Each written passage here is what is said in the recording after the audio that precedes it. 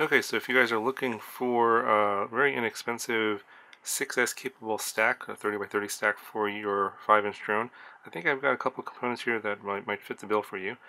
And I've actually had this flight controller via TX combo for a little while now. This is the NTX F4.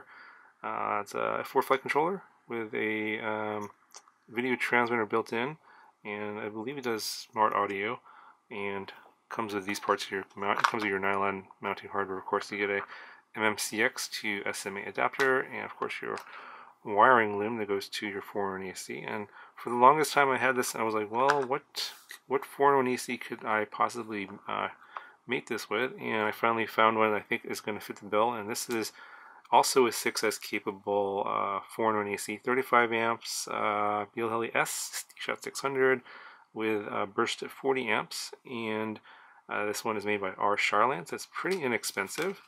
It's actually a pretty decent, clean-looking board for the cost. Comes with a current sensor, get a lot of filtration there with the capacitors, and I wasn't sure if this was going to work with this flight controller, but I did see a picture of the connector here, and this actually matches up exactly to the one that comes with the flight controller. And I'll just bring this one in here, and let me just line these up. You'll see that the connector is the same. It's the same number of pins, same pitch, and the wires are in the same order. So I believe the red is going to be your VBAT, and then you have the white wire. I think that's going to be your current sensor.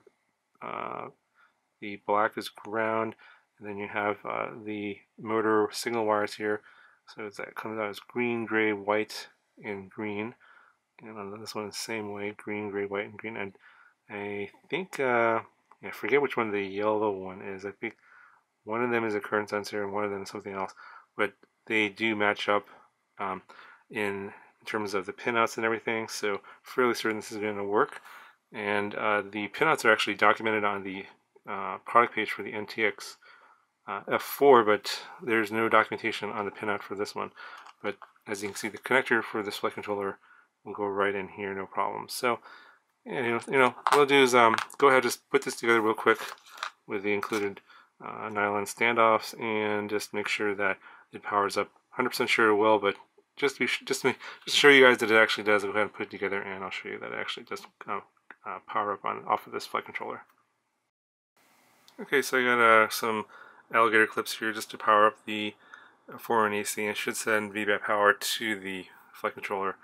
And pretty sure it's going to work, but I guess if it doesn't, I guess we'll get some magic smoke here on the video. Well, this is interesting. I was about to plug it in, and I think we're gonna get some magic smoke here, because this connector that came, the 6060, came pre-soldered on from the factory with the R. Charlance 4-in-1 AC. It is reversed. So I was about to plug in the battery here. I was like, wait a minute, that's the way you should plug it in. But you see, the positive was going to go to the negative, and the negative was going to go to the positive. Well, so if you get this, make sure you check your polarity. I'm going to have to obviously resolder this, but I'm just going to reverse this on the alligator clips and then plug it in. It should be okay. If I had plugged it in the way it was, we would have gotten some magic smoke for sure.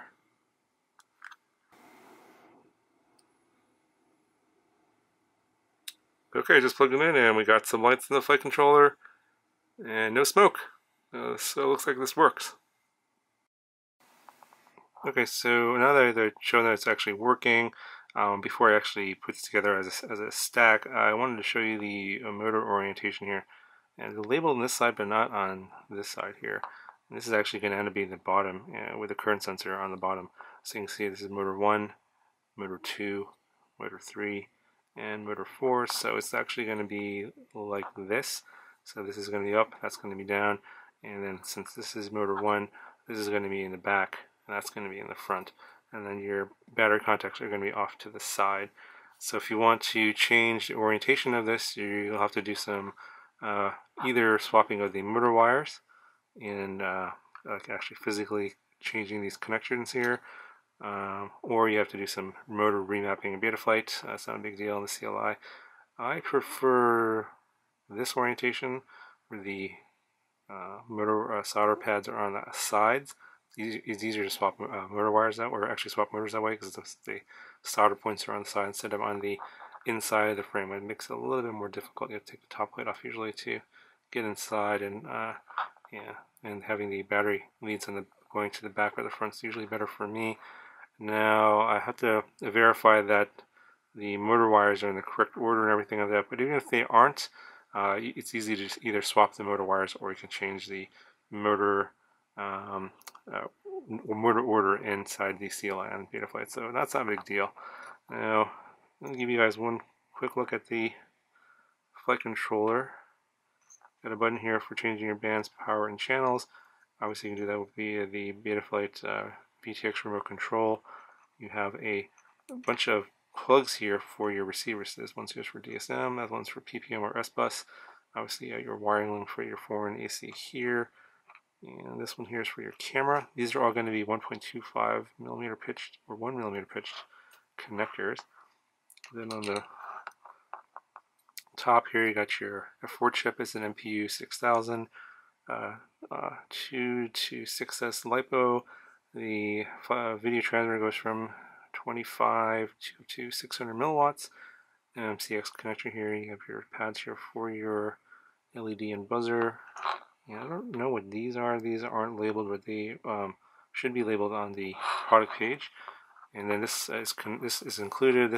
Mine is a RPSMA adapter to MMCX adapter.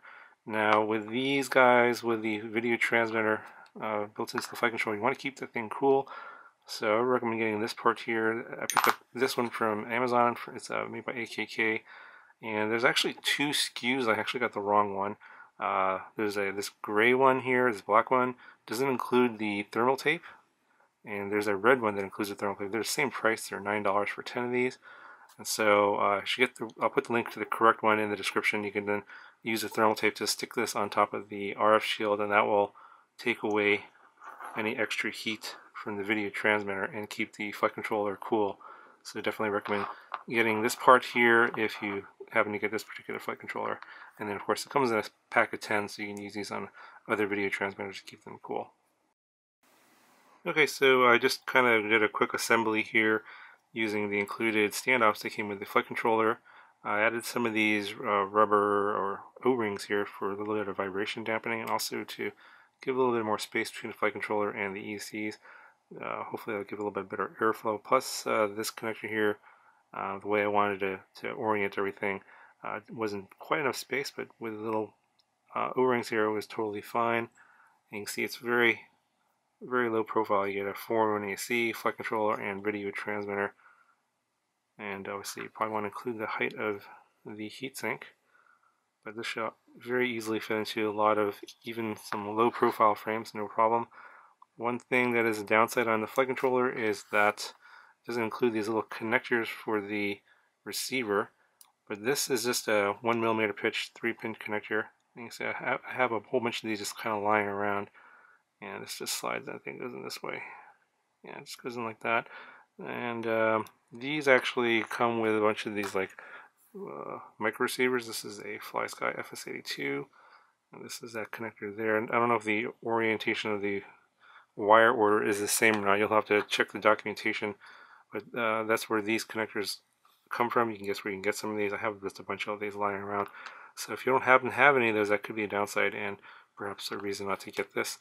But if you're looking for a 6S capable stack, that's F4 with an 8K gyro and D-Shot 600, this is probably one of the cheapest combos that you can probably get out there. It's $40 for the flight controller plus video transmitter, and $28 for the 4-in-1 ESC, so it's $68. So if you can get a flight controller, video transmitter, and 4-in-1 ESC for less than that, I'd be interested in hearing what those are, and of course it has to be 6S capable.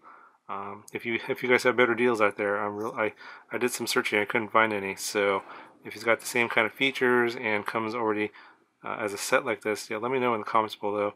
I definitely would like to let other people know about that. But this is the best one I could find.